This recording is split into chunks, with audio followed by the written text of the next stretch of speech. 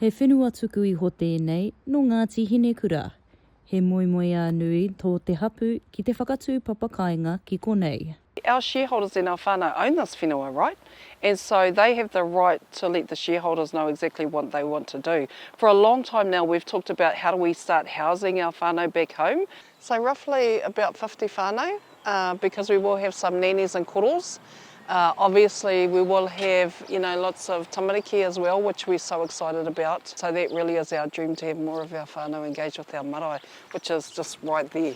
Ko Karen Virko, tētihi o ngā kaipupurihia o tēnei whenua tūpuna. E tūtahi ana ngā uri ki te hanga papakāinga. I'm very proud of our papakāinga team and our trustees because they have followed the letter of the law that's required. So his request around public notification, that is actually not a request to us as the shareholders or the trustees, that's a request back to Rotorua Lakes Council.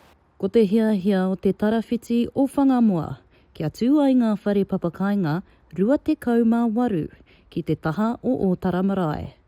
Whioi, ko tapaia e tētehi rāwaho a Tim Manning, tētehi wero ki Rōkōti e whakapai ana kaore he pānui ki te hapori ki te hanga I te papakāinga. We want Rotorua Lakes Council to invest the rates that we pay into issues that really affect Rotorua.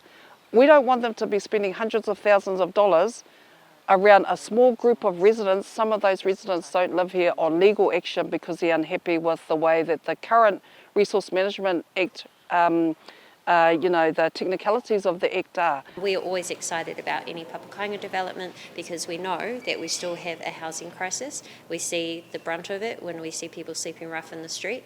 Hei tā te koromatua o Rotorua Lakes, a Tanya Tapsell. E pōwhiri ana te kaunihira mō ngā whakawhanaketanga papakāinga katoa.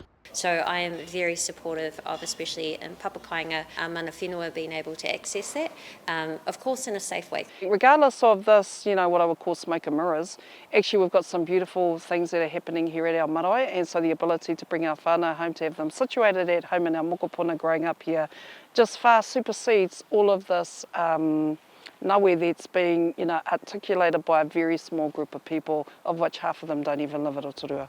Ahakoa ngā wero ki Rōkōti, e tūwhera ana ngā kuaha o te marae kia hui kanohi ki te kanohi. Ka mutu, ko te karere matua, e hake ngā whenua Māori I te whenua mā te hapori whānui. Mai o Hapānapa, mā Aukaha.